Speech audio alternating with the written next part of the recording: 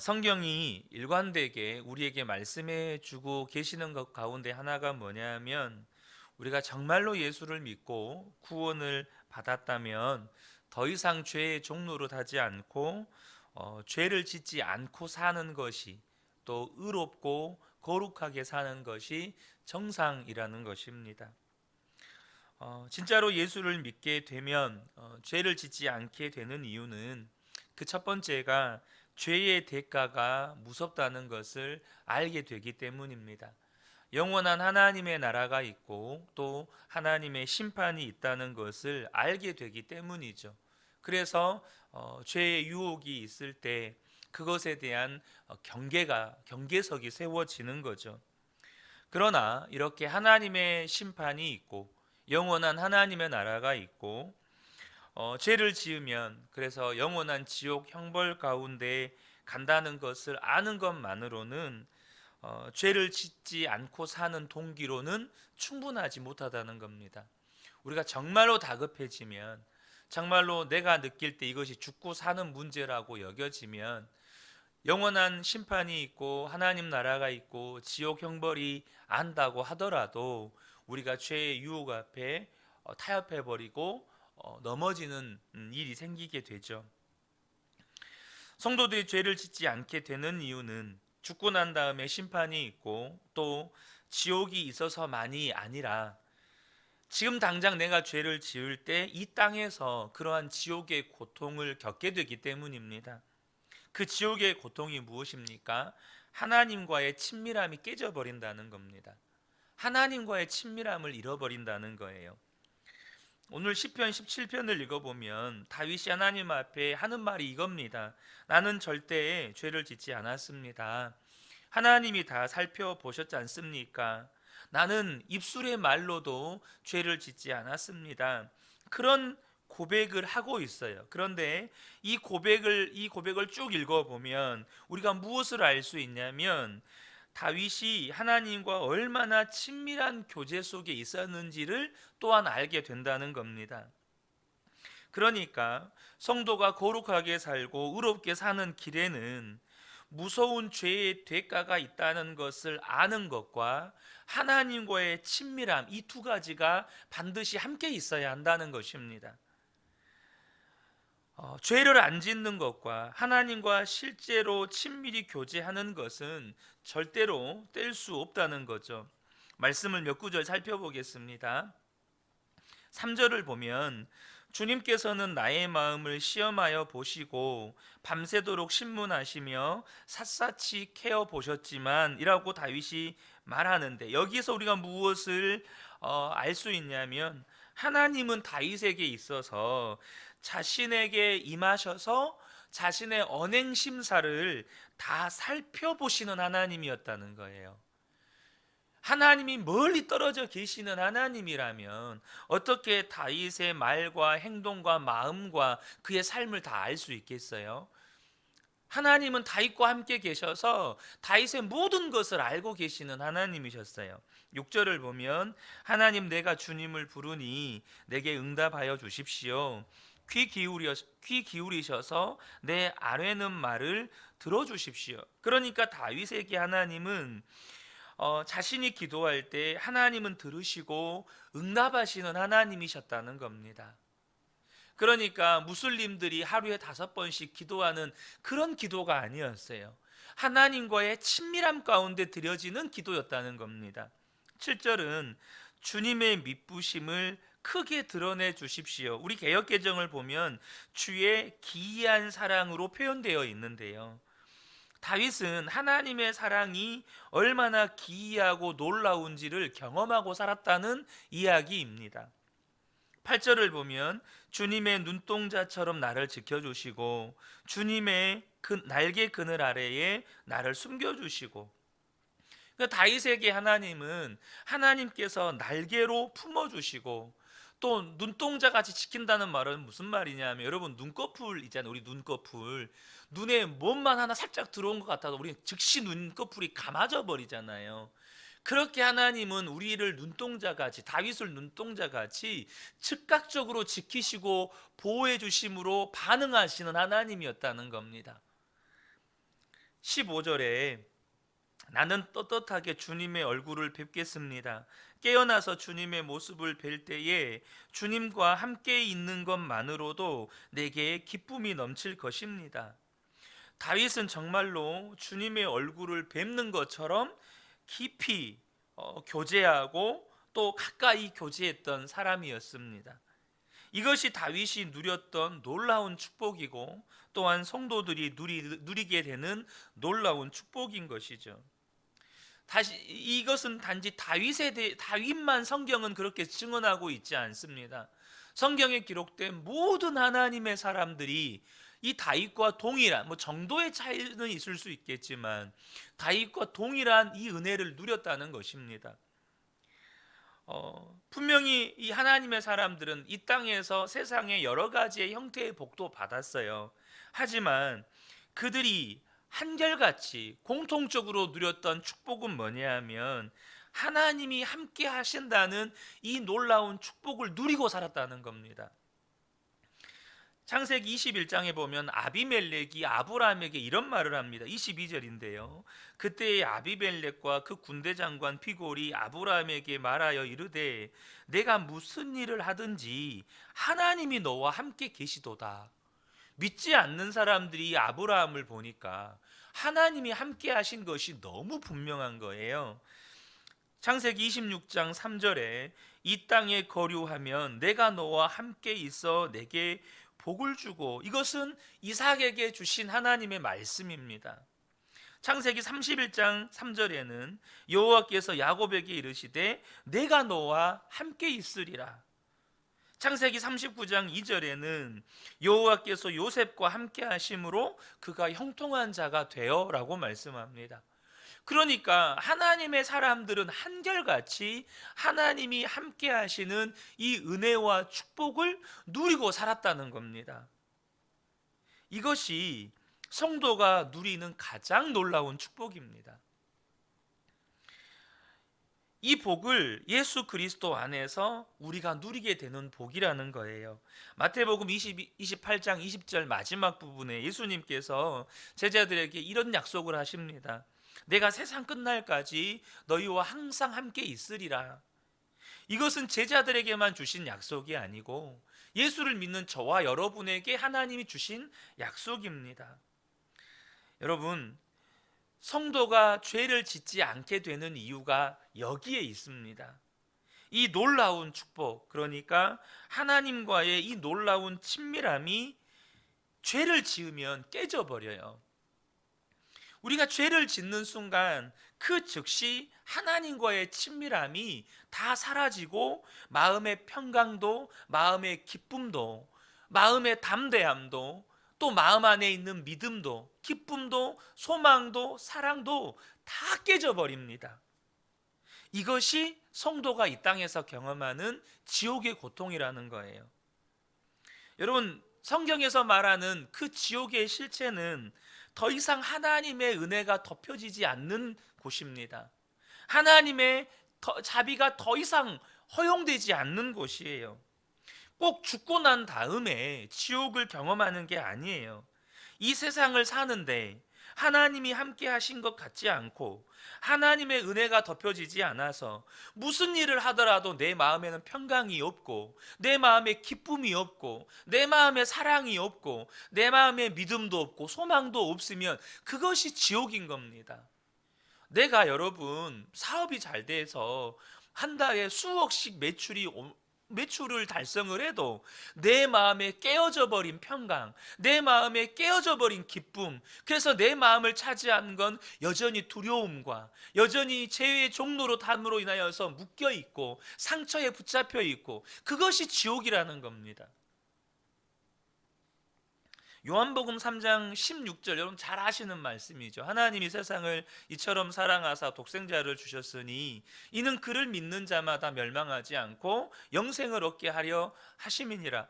근데 17절과 18절을 보면 잘 이해가 안 되는 말씀이 있어요. 17절 18절을 보면 하나님이 그 아들을 세상에 보내신 것은 세상을 심판하려 하심이 아니요 그로 말미암아 세상이 구원을 받게 하려 하심이라. 그를 믿는 자는 심판을 믿지 아니하는 것이요 믿지 아니하는 자는 하나님의 독생자의 이름을 믿지 아니하므로 벌써 심판을 받은 것이니라. 심판을 언제 받습니까? 죽고 하나님 앞에 가면 심판받잖아요. 근데 예수님은 예수 믿으면 구원받는다라고 말씀하시면서 하시는 말씀이 뭐냐면 믿지 아니함으로 벌써 심판을 받은 것이다 라고 말씀을 해요. 여러분, 이 말씀의 의미가 무엇인지 알아야 합니다. 왜 예수님이 이렇게 말씀하셨을까요? 예수님을 영접하지 않으면 그 영접하지 않음으로 인하여서 이 땅에서 여전히 죄와 마귀의 종로로 타면서 그로 인한 저주와 두려움 속에서 살아가게 돼요. 그것이 이 땅에서 경험하는 심판이고 지옥 형벌이에요. 그런데 믿지 않는 사람들만 그러는 게 아닙니다. 예수를 믿는 성도들도 죄를 지으면 그 즉시 우리 마음 가운데 예수님이 거하심으로 인하여 누렸던 모든 마음의 기쁨과 평강과 믿음, 소망, 사랑이 다 깨져버리고 다시 내 마음이 무엇이 찾아옵니까? 죄가 우리에게 가져다 주는 두려움, 우리 마음 가운데 오는 의심, 불안, 이 모든 그 마귀가 역사할 때 주는 그 모든 감정들이 우리 마음을 사로잡게 된다는 겁니다. 그것이 이 땅에서 경험하게 되는 지옥 형벌인 거예요. 다윗이요, 밧세바와 간음하고 우리야를 죽인 다음에 나단 선지자가 경고를 합니다. 그때 다윗의 반응이 뭡니까? 사람들의 시선이 생각 들지 않았어요. 수많은 신하들이 지금 지켜보고 있다, 그거 중요하지 않았습니다. 그 즉시 하나님 앞에 고꾸라져서 통곡을 하면서 회개합니다. 왜 그랬을까요? 다윗에게 있었던 가장 큰 두려움은 하나님의 성령이 그에게서 떠나가는 것이었습니다. 여러분, 이 땅에서 겪는 지옥의 고통은 다른 게 아닙니다. 하나님과의 친밀함이 깨져버리는 거예요. 하나님과의 친밀함이 깨져버리니까 겉으로 보면 다윗 왕이잖아요. 겉으로 보면 다윗은 지금 전쟁에서 계속해서 승리하고 있었어요. 다윗의 이 용사들이 가는 곳마다 다 승리를 했어요. 태평성대예요. 겉으로 보면 만사형통이에요. 근데 다윗에게는 지옥의 고통이 임한 겁니다. 여러분, 저와 여러분이 기억하셔야 합니다. 하나님과의 친밀함이 깨어져 버리는 것이 성도에게는 가장 큰 고통이 되는 거예요. 여러분, 어린아이들이 뭔가를 잘못을 하면요, 엄마 아빠는 달라진 게 없습니다. 엄마 아빠가 바뀝니까? 그런데 이 아이들은 그때부터 엄마 아빠가 무서운 엄마 아빠로 바뀝니다. 뭐 때문입니까? 엄마 아빠가 바뀐 게 아니고 죄가 그렇게 만든 겁니다. 하나님도 마찬가지. 우리가 죄를 지으면 하나님이 달라지십니까? 하나님의 사랑이 사라집니까? 그렇지 않잖아요. 우리가 죄 지으면 예수님의 십자가가 취소됩니까? 그렇지 않아요. 우리가 죄를 지어도 예수님의 십자가의 구원은 취소되지 않습니다. 그러나 하나님과 우리의 관계는 깨집니다. 그래서 아담과 하와를 보세요. 아담과 하와가 선악과를 따먹었을 때 하나님이 바뀐 게 없어요. 하나님은 아담과 하와를 찾으셨습니다. 근데 뭐가 사라졌습니까? 하나님과의 친밀함이 사라져 버렸습니다. 그리고 아담과 하와의 마음을 사로잡았던 건 두려움이었습니다. 여러분, 이것이 지옥의 고통이고 성도가 이것을 분명하게 알게 되면 내가 무슨 손해를 보는 일이 있어도 죄 짓는 것을 더 두려워하게 됩니다. 손해 보는 걸 두려워하는 게 아니라 죄 짓는 것을 더 두려워하게 돼요. 그것 때문에 죽는 일이 있어도 죄 짓는 것을 거부하게 됩니다. 다니엘서 3장 18절을 보면 잘 아시는 것처럼 다니엘의 세 친구가 우상 숭배하는 일을 거절함으로 인하여서 풀무불에 던져질 위기에 처했을 때 다시 한번 이 느부갓네살이 세 친구에게 권합니다. 절해라. 그러면 살려주겠다. 그때 그들의 고백이 뭡니까? 그렇게 하지 아니하실지라도 왕이여, 우리가 왕의 신들을 섬기지도 아니하고 왕이 세우신 금신상에게 절하지도 아니할 줄을 아옵소서.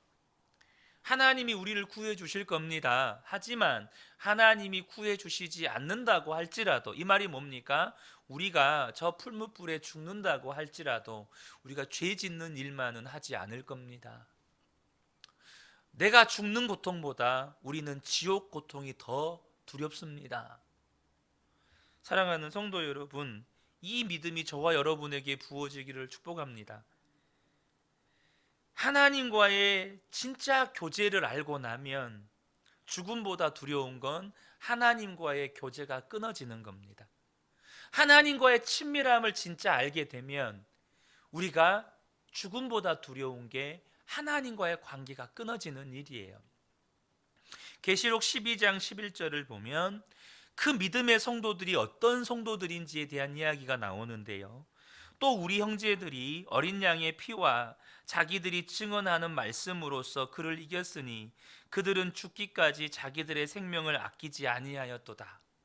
죽음보다 그들에게 더 두려운 건 하나님을 떠나는 일이었어요. 죽음보다 두려운 건 예수님을 부인하는 일이었어요. 그러니까 죽기까지 주님을 따르는 일을 포기하지를 않은 거예요. 여러분, 나는 하나님을 떠나는 일은 절대 하지 않아. 나는 죽어도 절대 예수님을 부인하는 일을 하지 않아. 여러분, 우리가 하나님을 온전히 알고 하나님과의 친밀함을 온전히 경험하게 되면 이 고백이 우리의 고백이 되는 겁니다. 사랑하는 성도 여러분, 저와 여러분이 이 하나님과의 이 친밀한 교제, 이것이 성도들이 죄를 짓지 않게 되는 힘이고 원천이라는 것을 꼭 알게 되시기를 축복합니다. 그런데 여러분, 우리가 한 가지 조심할 게 있어요. 그게 뭐냐 하면 율법주의에 빠지는 겁니다. 우리 안에 죄 짓지 말아야지, 죄 지으면 안 돼, 마치 강박관념에 사로잡혀서 살라는 말이 절대 아니라는 겁니다.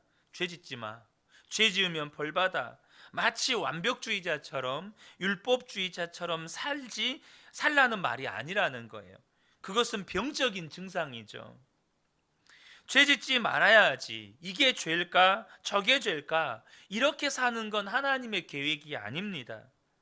우리가 죄 안 짓고 살아야 하지만, 의롭고 거룩하게 살아야 하지만, 주님의 목적은 우리를 죄 짓지 않게 만드는 데 있는 게 아니고 주님과의 사랑의 교제를 계속하는 데 있다는 겁니다.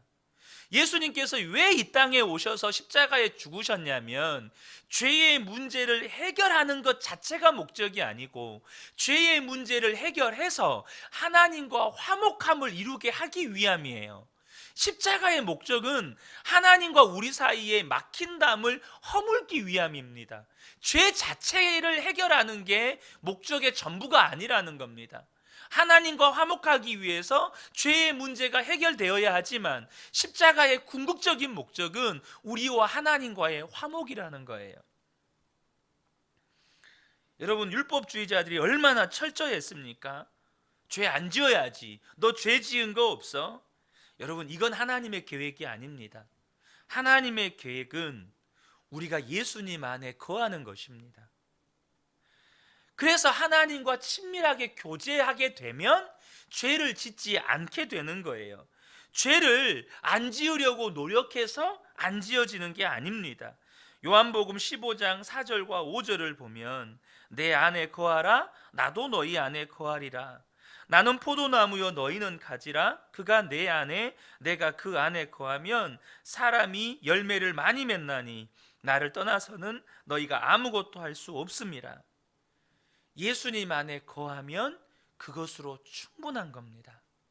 그러므로 저와 여러분이 힘써야 할 건 죄 안 지어야지, 죄 지으면 안 되는데, 이런 생각에 사로잡혀서 말 조심하고 행동 조심하고 이렇게 하면 안 되고 저렇게 하면 안 되고, 이것이 아니고 주님 안에 거하는 일에 우리가 힘써야 한다는 겁니다. 예수님이 우리 안에 거하시고 우리가 예수님 안에 거함으로 예수님과 사이가 친밀해지면 죄 짓지 말아라, 이거 하지 말아라, 저거 하지 말아라 말할 필요가 없다는 겁니다. 이미 내 안에 계신 주님이 나를 거룩하고 의롭게 살아가도록 이끄신다는 거죠. 사랑하는 성도 여러분, 우리는 율법주의자가 아닙니다. 우리는요, 그냥 하나님의 자녀예요. 우리는 예수님 안에 거하는 예수님의 사람입니다. 그러므로 저와 여러분이 오늘 하루도 우리가 거룩하고 의롭게 살아야 하지만, 이것이 내가 거룩하게 살려고 의롭게 살려고 몸부림쳐서 되는 게 아니고, 그냥 주님 안에 내가 온전히 거하고 주님과의 친밀함 속에 살아갈 때 어느덧 내 삶에 죄를 찾아볼래야 찾아볼 수 없는 그런 은혜를 누리게 된다는 겁니다. 이 새벽에 함께 예배한 우리 모든 성도님들이 이 은혜를 충만하게 누리게 되시기를 예수님의 이름으로 축복합니다. 아멘.